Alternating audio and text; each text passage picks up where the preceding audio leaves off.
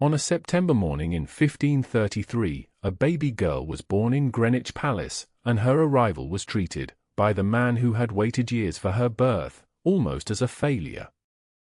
Her father, King Henry VIII, had broken from the Catholic Church, divorced his first wife, and thrown his kingdom into religious chaos, all in the desperate hope of having a son. Instead, he got a daughter. Some accounts suggest the celebrations planned for a prince were quietly cancelled. That daughter was named Elizabeth. Within 3 years, her mother would be executed on her father's orders. And the girl herself would be declared illegitimate, stripped of her title, and pushed to the edges of the very court she was born into. Almost no one, at that moment, could have imagined she would one day rule England for nearly 45 years, and become one of the most powerful monarchs in its history. To understand how a discarded child became a queen, we have to look closely at the world she was born into, a world where a woman's value was measured almost entirely by her ability to produce a male heir. Henry VIII had 6 wives in total. And the reasons behind those marriages shaped the entire political structure of the kingdom. His second wife, Anne Boleyn, Elizabeth's mother, had been unable to give him the son he demanded. In May 1536, Anne was arrested on charges of adultery and treason, charges that many historians today consider to have been largely fabricated to clear the way for Henry's next marriage. The child was too young to understand what had happened, but the consequences followed her for years. She was declared a bastard by an Act of Parliament, removed from the line of succession, and raised in a kind of quiet exile from the centre of royal life. Life for young Elizabeth was unstable in ways that most royal children never experienced. She was moved between different households, cared for by governesses. And her status shifted constantly depending on her father's political needs and his changing marriages. Yet even as a child, she showed an unusual sharpness of mind. She was educated by talented tutors, including the Cambridge scholar Roger Ascham, who later praised her intellect in his own writings. By her teenage years, she could read and write in Latin, Greek, French, and Italian, an education more rigorous than most princes of the era received, let alone a girl whose own legitimacy remained in question.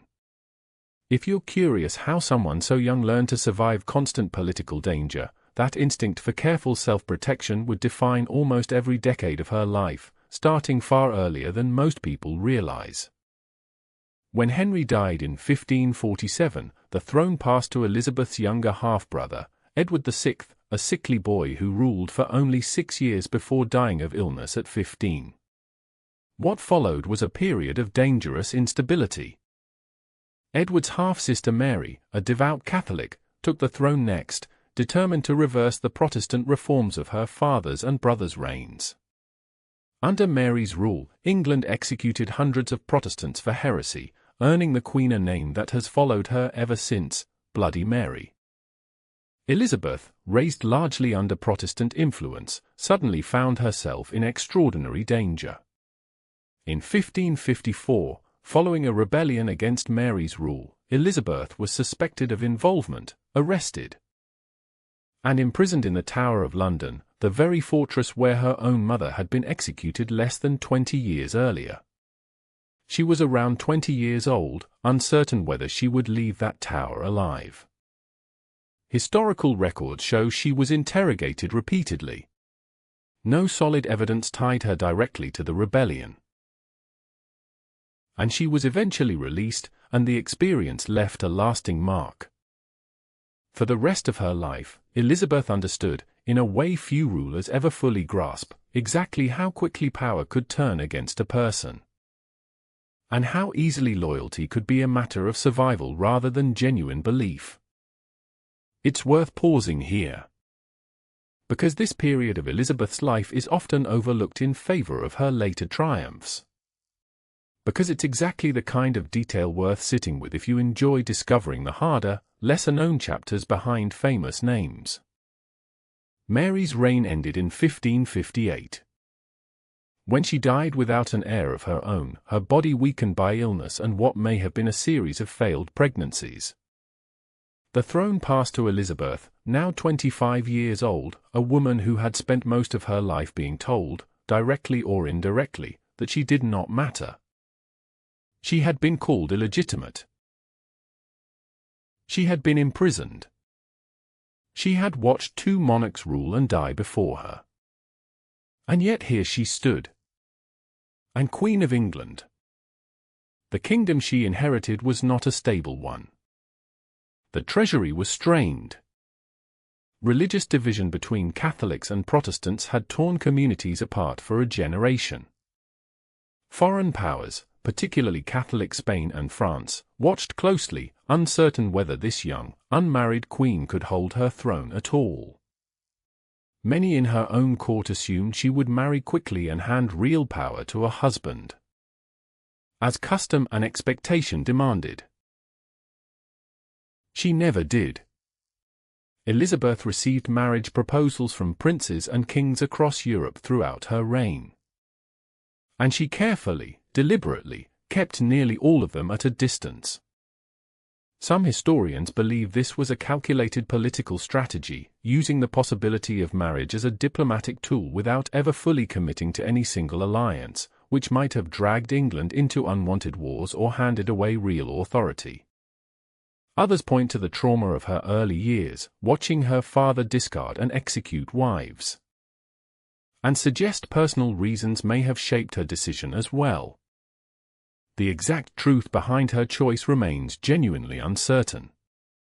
And Elizabeth herself left few private reflections that clarify it fully. What is certain is that she embraced a public identity built around this unmarried status, one she and her advisors carefully cultivated over decades. The Virgin Queen married instead, as she put it in public statements, to her kingdom. This is where the story reaches its clearest turning point, the moment history now considers the defining test of her entire reign. By 1588, Elizabeth had ruled for 3 decades. And tensions with Catholic Spain had reached a breaking point. King Philip II of Spain, once briefly married to Elizabeth's half-sister Mary, assembled an enormous naval force, the Spanish Armada, intending to invade England, remove Elizabeth from power, and restore Catholic rule. It was, at the time, one of the largest naval fleets ever built, over 100 ships carrying tens of thousands of soldiers and sailors. England's navy was smaller, but faster and more maneuverable. English commanders used fireships, vessels deliberately set ablaze and sent into the tightly packed Spanish formation, forcing the Armada into chaos along the English coast. Storms in the North Sea did the rest, scattering and destroying much of what remained of the Spanish fleet as it attempted to sail home around Scotland and Ireland. It was a devastating loss for Spain. And England, against expectations held by much of Europe, had survived. Before the battle, Elizabeth travelled to Tilbury to address her assembled troops, delivering a speech that has become one of the most famous in English history, in which she reportedly declared that though she had the body of a weak and feeble woman, she had the heart and stomach of a king. Historians note that the earliest surviving written version of this speech dates from years after the event, so while it is widely accepted as substantially authentic, the exact wording recorded may not be word-for-word precise. If moments like this, where a single speech or decision seems to define an entire reign, are the kind of history that stays with you, there's real value in slowing down and following stories like this one carefully, where the details usually matter more than the popular version people remember. The defeat of the Armada transformed how Elizabeth was seen, both at home and abroad. She was no longer simply the daughter once dismissed as an unwanted girl. She had become a symbol of English resilience, a monarch who had defended her kingdom against the most powerful empire in Europe. But her reign was never simple triumph. And history requires us to hold complicated truths together. Under Elizabeth, England also expanded its role in the transatlantic slave trade, with figures like John Hawkins conducting some of the earliest English slaving voyages under royal permission. Ireland experienced brutal military campaigns during her rule, particularly during the 9 Years' War, campaigns that caused immense suffering among the Irish population. The Queen, celebrated today for stability and cultural flourishing, also presided over policies that caused real and lasting harm to people beyond England's borders. A complete understanding of her reign has to include this alongside its achievements. Within England itself, though, Elizabeth's decades on the throne coincided with a remarkable period of cultural growth, often called the Elizabethan era. This was the age of William Shakespeare, whose plays were performed in London theatres during her reign, and of extensive maritime exploration. And English ships pushed further into global trade routes than ever before. London's population grew substantially. Trade expanded.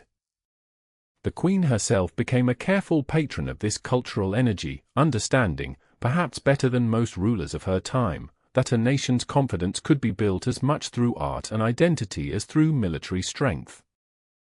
Elizabeth never married, and she never named an heir until she was near death, a decision that created considerable anxiety among her advisers for years.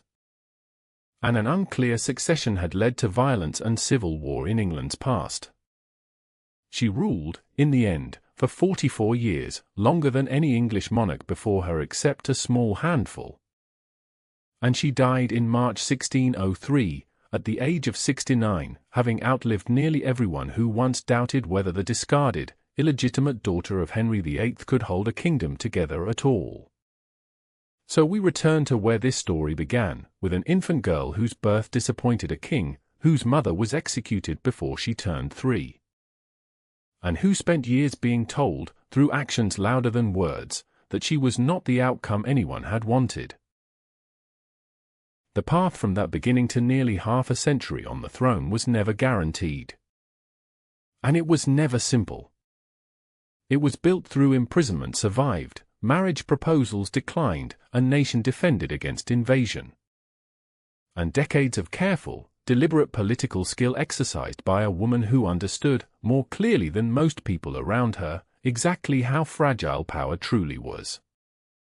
Elizabeth's story doesn't offer a tidy lesson, because real history rarely does. It offers something more honest, proof that being underestimated, even by the people who are supposed to value you most, does not have to define how a life ends. The girl once treated as an inconvenience became the reign against which many English monarchs are still measured today. That, in the end, might be the most lasting thing history remembers about her, not that she was never doubted, but that the doubt never got the final word.